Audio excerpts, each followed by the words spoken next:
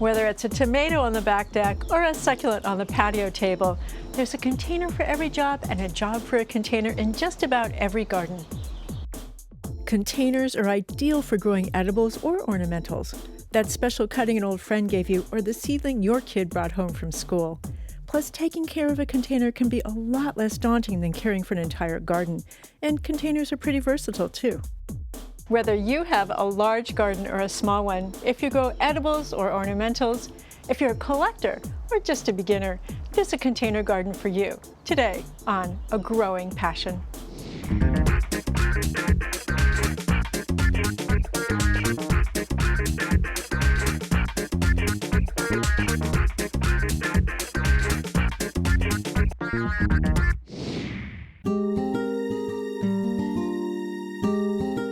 Here in Jim Bishop and Scott Borden's Mission Hills garden, containers turn their Spanish-style patio into a lush oasis. These pots are filled with cactus and succulents, bromeliads and tillandsia. This garden is low on water but high on drama, interest, and color. Oh, Jim, I love seeing all your pots. They're so pretty, they're so pretty. So I wanted something here to kind of like give an old world look, and the pots on top really kind of gave that. Yeah, and to give some color. Jim and Scott are both skilled gardeners, and their garden shows it. They propagate many of these plants from cuttings. These are mostly agaves. There's about 20 different species, maybe a few more out here. And so those all go in containers, yes. Right? And you've got the ice blue green with the cobalt blue and the variegated with the terracotta. How did you think about which to put together? I can't say there's any rhyme or reason to it. It's more like I've got a container the plant fits in and it goes in that container. I take it you don't use the fireplace too much? No, it hasn't been used in many years. But this is kind of fire-like, don't you think?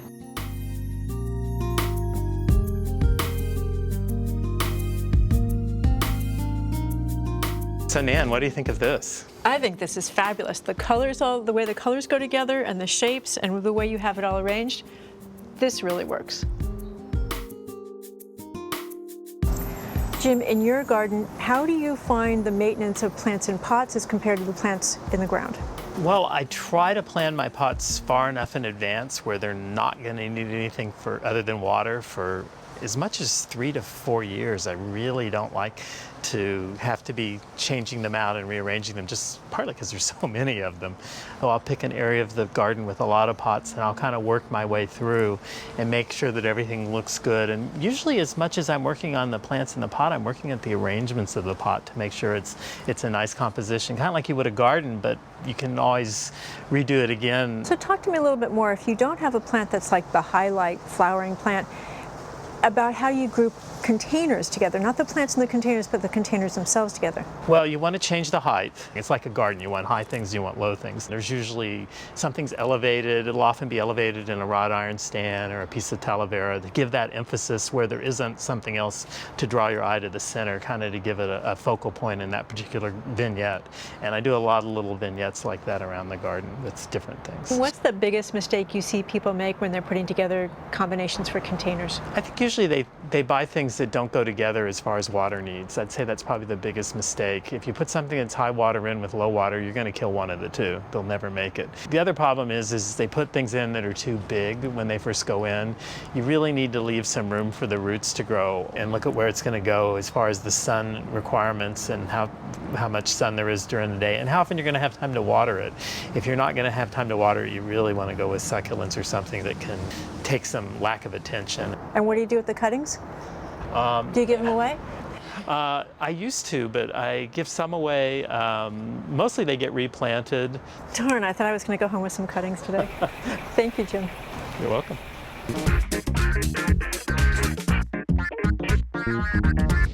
Planted containers work in any kind of garden. They make a large garden feel intimate and a small garden feel cozy.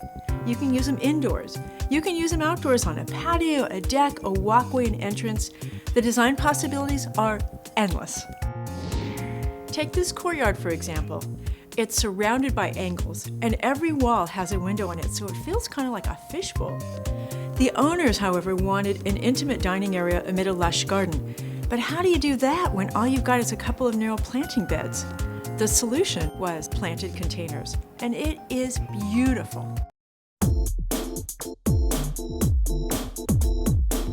I'm talking to Kobe, who designed both the courtyard garden and this beautiful poolside garden.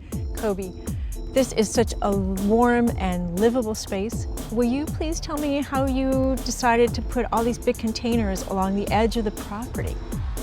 Well, when we started out here, this patio area was just vacant, and there's a golf course in the background, and I wanted to create a screen and add some beauty on the edge of the property here. To get some planting space, we use very large containers so I could get as much plants as possible right up here on the edge. And I noticed you have like almost trees in here. I mean, that's gutsy. I was fortunate in the client let us use very large containers, and for the size of this property and this section, I wanted to get as large a containers as possible. When you look at the plants and you're putting them together, because I notice a lot of these pots have more than one plant in them, how do you think about what goes together? When I get a very large container, I'm able to make more of a little tableau there with the tree in the center, and then some medium shrubs sometimes, and then some smaller plants on the edge and or trailing down the side. I noticed there's a lot of succulents in these pots. Why succulents? They're beautiful and easy to maintain. I'd say maybe I do 2 big cleanups here a year. A year? 2 in a year, that's it? Mm-hmm. And in between, nothing? Because they grow a little slower, you might have to be a little patient for them to get full size, but because of that, there's a lot less maintenance. Tell us how they're irrigated.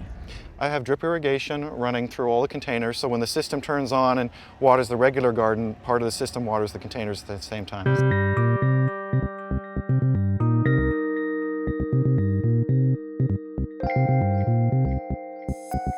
I love this trio, especially Kobe, the colors and the textures, and I was seeing that there's a ceramic pot there, but what's this one? It's a large fiberglass pot. Fiberglass? I wouldn't think of using fiberglass. Well, how come you use fiberglass? Oh, many reasons. The weight is a lot less. It might be 40 to 60 pounds versus several hundred for a larger terracotta or ceramic container. Wow, and what about how durable is it? These have been in several years. I haven't worked with them for decades, but they can take a little bit of bumping and won't crack or chip like a terracotta or ceramic pot will. There's an amazing combination of styles and colors and textures just in the containers, Kobe. There's retro, there's modern, there's classical. How do you work with all those? How do you do mix and match? The pots have a lot of kind of muted tone. There's no bright yellows, reds, oranges, or blues. The little accents of some of the other glass pottery in here give a touch of color, but I wanted just a backdrop of softer textures and colors, so a little less gloss. There's some metal containers here, the fiberglass containers here, and the ceramic. I like to break things up just a little bit, and to have no flashes of color makes the whole thing too dull, so a pot or a container or a little bit of artwork once in a while keeps it interesting. And if you're talking to someone who's starting out, where do you start? Usually the containers first to try to match the area, and then after that I go shopping for that continued theme to try to keep it similar. So the container comes first, the plants come second? Yes. Thanks, Kobe. So we've seen a lot of variety in Kobe's garden. We've learned all about scale, matching the size of the pot to the size of the space, the plant to the size of the pot. We've talked about texture, we've talked about tone, we've talked about hue, and we've talked about what to start with. What more could you want? This is an example of how to do containers on a grand scale, and Kobe does it well.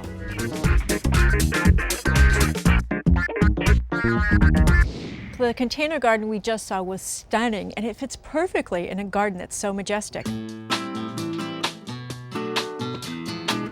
When you're working on a modest scale, which is what most of us do, you gotta keep things simple. This garden, for example, is about 30 feet long by about 20 feet wide. When I worked on the design for this garden, I realized it really needed some pots to give it some architectural interest and soften things up. So I created a collection using an approach that's really easy for you to replicate at home. First, I had to decide where the pots were going to go. Of course, I involved the homeowners in that discussion. Then we decided from there how many pots we needed and how we were going to group them. Steps become more visible with pots on the risers. Here, a pair of round pots echo the rounded edges of the steps. This tall pot and the plants inside it hide ugly electrical outlets. And along this edge, the tall pots take the place of a railing, which the owners wanted to avoid. It's a several-foot drop, but the plants create that visual barrier that says, "Stop! Don't go any further." In this small garden, there's lots of shade and a dark-colored background, so we needed light-colored pots. We chose all pots in this soft ochre color. Different sizes, different shapes, different heights. That provided variety. But they all have the same color. That creates unity. With the pots in place, I turned my attention to the plants. In this garden, I layered plants, both succulent and non-succulent, but all taking the same amount of water and sunlight. I matched the scale of the largest plant to the pot, then surrounded it with plants that had different shapes and sizes. The biggest pot got the biggest plant, this beautiful variegated cordyline, which I underplanted with a succulent string of pearls, which will eventually cascade over the side. In front of it is a little bit smaller pot. I echoed the variegation from the cordyline in the Socorus, and then topped that with a beautiful red flowering salvia. The tall, narrow pot next to it first got planted with a creeping thyme, and then with this tall, narrow lemongrass. When you look at it between plants and pots, the whole composition is in balance. Small spaces and containers go so well together. In fact, it's possible to create an entire garden with potted plants. And that means that not having a yard is no longer an excuse for not having a garden. You might be tempted to fill your pots with dirt from the garden, but don't do it. Dirt's too heavy and compact. Instead, fill pots with potting soil, which actually has no soil in it at all.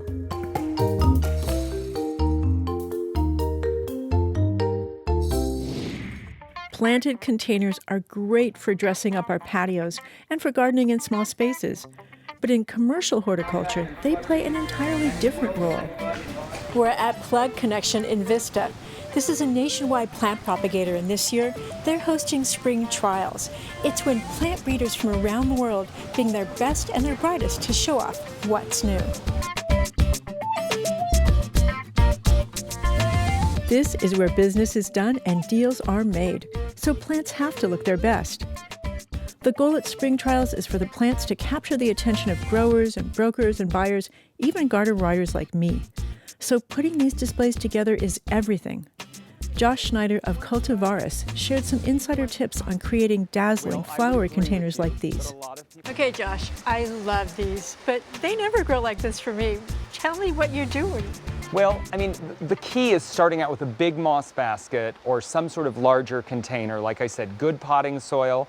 But then you can start out with a really well-branched plant and plant maybe 3 to 5 of these in a basket. 3 to 5 quarts you're talking about. Yeah, a great, you have a nice quart that's bushy and well-branched. You remove anything that looks long and straggly, and then plant them at the same level and sort of tilt them a little out. So kind of like this. Yeah. So the key is, this is not one plant. This is not one plant. They will get this big on their own. They just take a longer time.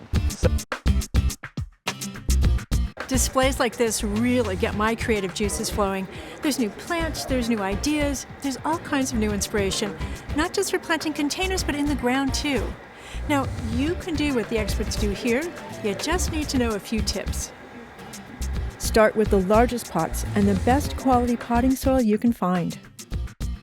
While these pots look like they're filled with a single plant, they're actually 3 or 4 or even 5 smaller plants, all one variety planted together to make the pot look really full. Select healthy young plants with lots of branches and perky leaves. The best ones are those that haven't yet flowered. For big flowery displays like these, fertilizer is a must. If you use liquid fertilizer, use it at half or even quarter strength every time you water. Granular time-release fertilizer is another good choice. Sprinkle it into the potting soil so whenever you water, the water washes fertilizer over the plant roots. With a little work and some ongoing attention, you can have beautiful, bountiful containers like these for your patio, your balcony, or just as an accessory to the garden. place them where you can see them and enjoy them every day.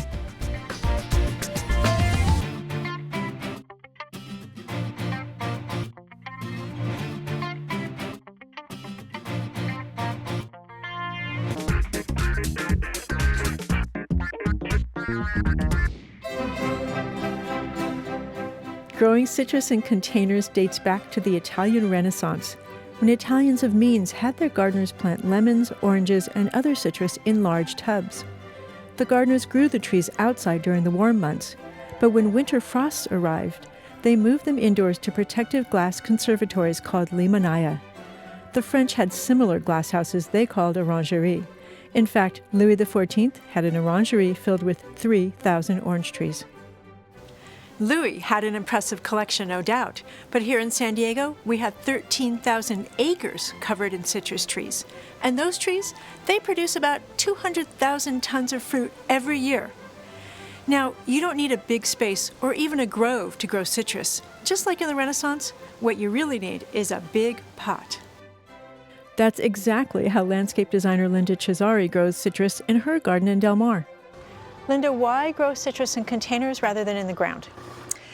Well, because most of my garden is drought tolerant and does not need a lot of water nor fertilizer.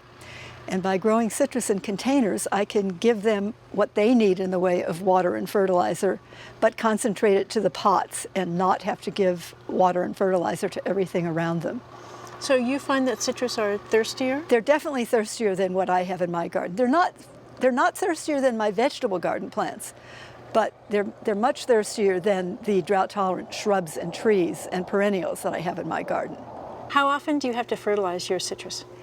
I fertilize them twice a year, same as everything else in my garden, and I don't use a special fertilizer. I use a balanced fertilizer that has time-release action, so it lasts for 6 months. I generally fertilize October 1st and April 1st.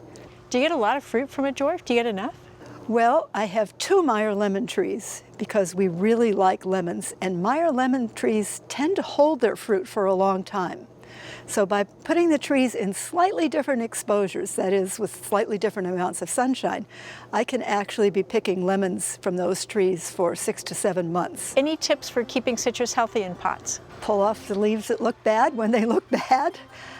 No tricks. They're all in full sun. They all get at least, I would say, 6 to 8 hours of sunlight a day, and they're basically separated enough so they have good air circulation. I think that helps with pest controls too. We are lucky to be able to grow citrus outdoors all year round. But sometimes I think about how wonderful it would be to have my own lemonaya outside my own palace, of course.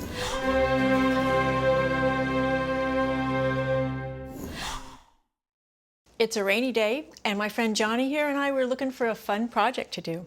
I happen to know that Johnny likes salad. Yes, I do. So we thought it'd be fun to plant Johnny a salad. We went to the store and we looked for a fun container to use. And we found what? A ducky wastebasket. A ducky wastebasket. Now that's an unusual container, but all I had to do was drill some holes in the bottom for drainage and we're ready to go. So the ducky's ready, I'm ready, you're ready? Let's plant. Well, the first thing we have to do, Johnny, is put something over the holes so the soil doesn't leak out. So we're gonna cut a big piece of window screen and stick it down in there. And now it's time to put in the dirt. You ready? Get your scoop. Let's start scooping. All right, Johnny, time to pick plants. You want to pick the first one? Yeah. Which one do you want? Lettuce and Nasturtiums? Yeah, Nasturtiums. Okay, you pick the lettuce and the nasturtiums, and I'm going to pick the pansies. First, we have to take it out of its pot. And let's put it kind of up there. Okay, so the duck has hair. Squeeze it in, squeeze it in, squeeze it in. Keep going, keep going, keep going. And then we're going to stick the nasturtium in the very back. He's got a little leaf in his face. We got everything in there? Yep. Okay. How's that? Yep, the ducky's All right. full. The ducky's full. Okay. I like that. The last thing we have to do is we have to put a little dirt in to fill the holes. Can you do that? Okay. I filled my hole up. Did you? Yeah. Yeah, you did a good job. Are you wiping them on your pants? Oh. Now I'm dirty again. Now I have to wipe it back on my pants. All right, all right. The garden shows. It's all about getting dirty. What do you think? Oh, look at that. He's got a little hat. Look Yeah. at, oh, he's so cute. Look at that. The flowers on his head. Excellent. The last thing we have to do, water. Oh, careful, careful, careful. And then we'll be done. Then we'll be done. Okay, pour some water in. Just watering the hole that's Yeah? right by me. Well, what you're doing is you're settling all the soil so the plants settle in nicely so they can grow well. Let's give them a bath.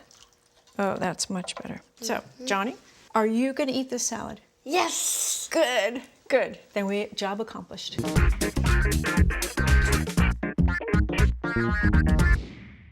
Bonsai is the broad term for the art of dwarfing trees and shrubs by growing them in shallow containers. In the Japanese tradition, bonsai artists create tiny, romanticized versions of the true-size plants we see in nature. Growing bonsai is a long-term love affair with pruning, shaping, coaxing, and training roots and trunks and trees and branches. It's an art form handed down from generation to generation. The results are nothing short of exquisite. The saying goes, you have to know the rules before you can break them, and that definitely applies to Phil Tactile. Phil lectures and teaches about bonsai. His trees have been photographed and published in books and in magazines. Phil even has trees on display in the Brooklyn Botanic Garden and at the National Arboretum in Washington, D.C. These days, Phil lives with his partner Janet here in Solana Beach. Their vast bonsai collection reflects Phil's curiosity and his desire to push the boundaries of his art. Thank you so much, Phil, for having us in your garden to see all your wonderful bonsai today. I'm wondering if you can start by telling us how you got into bonsai. When I got out of service, I couldn't afford to live in New York, but because of the GI Bill, I was able to purchase a home. And at that time, I even thought grass grew natural. It was a matter of survival to learn rather quickly what I was working with. And my wife was going to the library, so I get me a book on those little Japanese trees. And anything that had a leaf on it, I potted. And I read the books and found out there was a club beginning in New York, joined it, took class with Yoshimura, and I've been active ever since. And learning, I've never stopped learning, and that's one of the fun things. Can you explain to me what bonsai is? Bonsai literally means a tree in a tray. But Japanese living in a rather small country where the land is tight, they had to develop things that were basically small and easily grown in somebody's home or around the edges. How long does it take to make a bonsai like any of these? Well, you can create something that's instantly attractive, but normally in a tree is developing it. It could take 30 or 40 years before the tree is really attractive. We've got ficus in here, and those are probably about 50 years old now. This one's 50 years old? It has figs that are full size on it, and they're in proportion to the tree. So the tree lends itself to a illusion of a very old tree and a very miniature tree. In Japan, they limit their trees to a number of varieties, because that's what they've acclimated in their particular country. In the U.S., we have so many things to choose for, it's really up to one's imagination.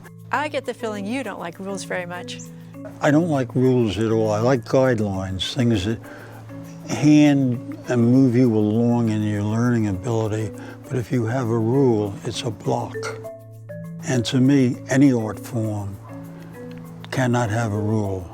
And there are no limitations. It's up to one's imagination as to what he envisions. And I think part of the fun I have in doing these is every once in a while somebody will look at my tree and say, oh, gee, I've been there. You know, I've seen it, which is great. It's a nice compliment. Bonsai is a living art. It's an expression of love for trees, shrubs, and for the beauty of living landscape. And in the case of Phil Tactile, truly, it's a growing passion.